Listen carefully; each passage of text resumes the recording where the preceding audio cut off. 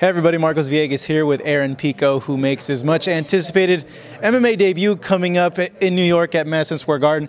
First off, man, congratulations with all the success you've had to up to this point. I remember, and whenever I see you, I always bring it up, how like when I met you, you were like this tall. Yeah, you're a little kid, you're like a little 8-year-old boxing and stuff, and it is crazy. La Habra, I know, and it is crazy seeing you get to this point.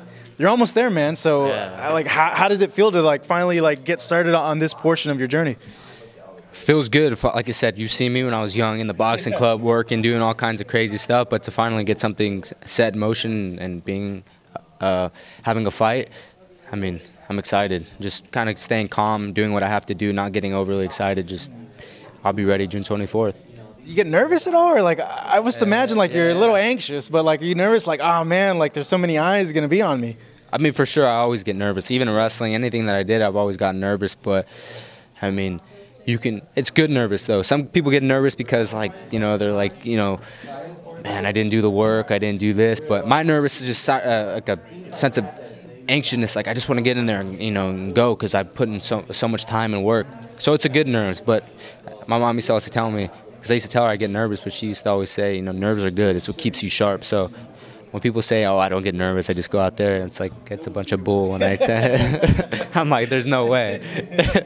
You know, you're debuting in Madison Square Garden. Like, your first professional fight is in Madison Square Garden. Fighters, like, fight and fight and fight for years to be able to go and compete at Madison Square Garden. I guess, how do you take that in, knowing that, you know, your first fight, you could say it's going to be at the Garden? Honestly, I've always really had a good feeling like my debut was going to be something big. I had it in my mind, like I really felt like there was going to be something big for my debut, and especially with all like the hype and all that stuff, I'm like, let's see how it goes. So when Madison Square Garden, I was like, perfect opportunity. This is going to be great for me, and of course it's a huge venue, but I'm just staying relaxed like anything else. They're going to go in the cage, they're going to lock that door, it can be anywhere, but you just still have to fight in that cage. But it's great, this is how I envisioned it for sure. You know, speaking of you now getting into the training part and really developing the complete MMA aspect of your game, how's that whole process been like? Because from when I knew you always had hands, like from the very beginning, from a small age, he could always throw hands and then mix in with the wrestling. So it's like, you already had like half the game already like checked off by the time you stepped into AKA and did all the training. But I guess now when you're going into this process, how's that process been, like incorporating the submissions and then the little nuances for an MMA type of game coming into this debut?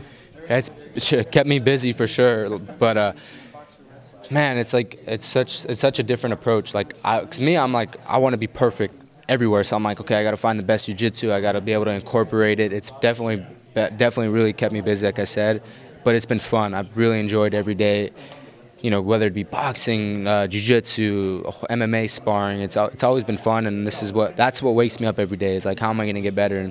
And I'm having a blast. Has it been more challenging than you expected, or you feel like you're picking up on the things a lot quicker than other people would be in your shoes? Yeah, I mean, it is challenging, but I have picked it up crazy.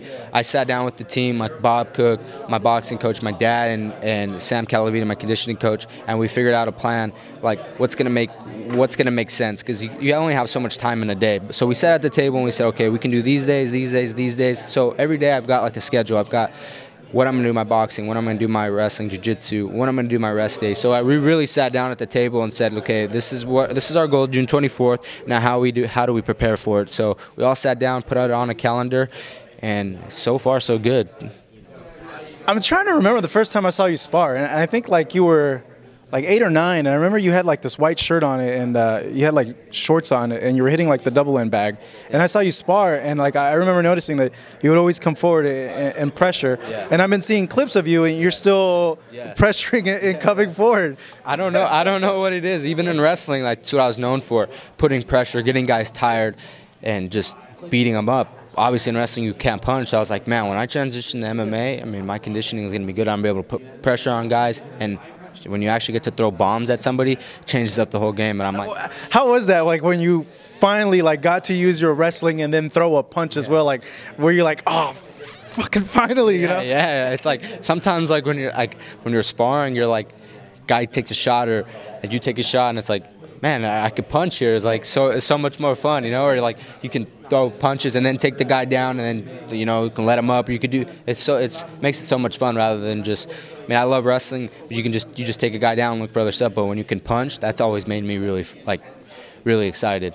Talk to me a little bit about the sparring over there. Like, what are some of the guys that you've been sparring over at AKA, and then how's that going? AKA. Oh, you're not? No. I thought you were. No. Bob Cook actually has been coming down a lot. I've been doing a lot of my training camp down here with TJ Dillashaw, some Juan Archuleta, a bunch of local guys that have been coming down and helping me spar. And then where's this been at? At Ruka. Yeah, Ruka. Man, I didn't know you're that close. Yeah, in Costa Mesa. Yeah. Oh man, it's not too far away from me or even the other club and stuff as well. I've been getting a lot of guys in at Wildcard with Freddie over there. I've been sparring a lot of boxers over there, which I've had a blast doing. But I've kept my training down here. This is where I have everything. My family's down here. My strength and conditioning, boxing, jiu-jitsu. So what's like the biggest difference that you've noticed in like transitioning into this part in terms of implementing your boxing and then your wrestling with MMA? Like, what's something that really sticks out to you that you weren't expecting, I guess, before? The biggest thing for me coming into MMA and seeing how so many disciplines is like really getting a schedule down. Like, it sounds so crazy, but like I said, there's so many disciplines that need to be practiced. So it's like the biggest thing for us was getting the schedule down. Like I said, you only have so many hours in a day, so putting it down on a calendar was really challenging. But once we did, it's been such a smooth ride. Because normally people would be like, oh man, this jiu-jitsu thing, it's hard, Like, and then your thing was just being able to schedule everything in. Then, you caught on really quick with the grappling. Yeah, I caught on really good with it, especially working at HQ, Eddie Bravo, 10th Planet. There's so many good guys in there. There's like guys that really do jiu-jitsu for a living, So that's been pretty cool to see and roll with those guys, because those guys got a bunch of bag of tricks, and it's definitely, I've had to go in there and really up my game, because those guys are looking for leg locks, all kinds of stuff. So I'm very thankful being in there with those guys. You got a big old target on your back, man. Like, I know you probably had it since you were like a little kid too, given the wrestling, and your ranking for wrestling and stuff like that. How's it like dealing with that, knowing that like you're coming in here and people already are going to call you out or are going to want to fight you, giving your name and what you accomplished in wrestling? It comes with the territory. Is it extra pressure at all, or?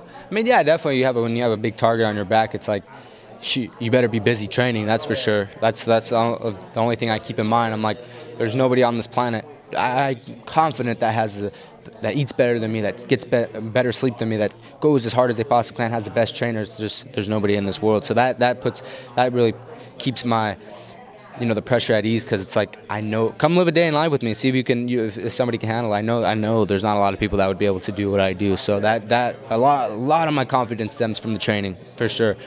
So I feel good. Go bring on the challenges. That's how you're remembered. Like there's a famous quote in Wildcard that I love. It takes balls to conquer the world. So it's gonna be tough. There's gonna be a lot of ups and downs, but I'm gonna get to where I need to be, for sure. We are gonna get to where we need to be. Speaking of that, what's your goal coming into MMA and doing this? Like, what's like the ultimate like achievement that you want to go ahead and do, and how do you see really your career steering? Being champ of the world, for sure. I want to be champion of the world, and that's the goal. And just to be the best, be the best fighter on this planet. That's the goal. Is like all around. I can be be the best boxer, be the best wrestler. MMA is just like, and anything I do, I just want to be the best. Right now, as MMA, I'm going to be champion of the world. I'll find a way to get there, and that's ultimately what the goal is. I remember speaking with you too some years ago, and you'd always told me that boxing, you were just more passionate about it. That it was the one thing that you really did love. Is there any part of you that wishes that this was a pro boxing career, or is it something that you're still thinking in the back of your mind, like, oh, well, maybe I could squeeze in a pro boxing fight here or there? Absolutely. For the people that have known me, my goal has always to do both MMA and boxing, and I know my skills can allow me to do that. So I'm definitely going to be in MMA, and I am going to get some boxing fights in, because that's what I've always envisioned as a kid. I remember talking to my dad as a young kid, telling him I want to be an MMA champion and I want to go in there and be a boxing champion, and I feel I can do it. So from a very young age, I recognized that early, so I'm going to do it. Can't wait, man. It's I don't know. You see people come up, you know, and then, but you see them like at 17, 18. You see them come up and they become a world champion. Me personally, I've never seen someone from a little kid get up to where you're at now, and then to see him like right now, it's just like hitting me like, oh man. But Aaron, hey, it's good seeing you, man. Good luck on your debut. Keep grinding hard, man. And it's really a great pleasure to go ahead and speak with you. Thank you. Aaron Pico right here makes his pro MMA debut coming up on this Bellator pay-per-view card in New York City at Madison Square Garden.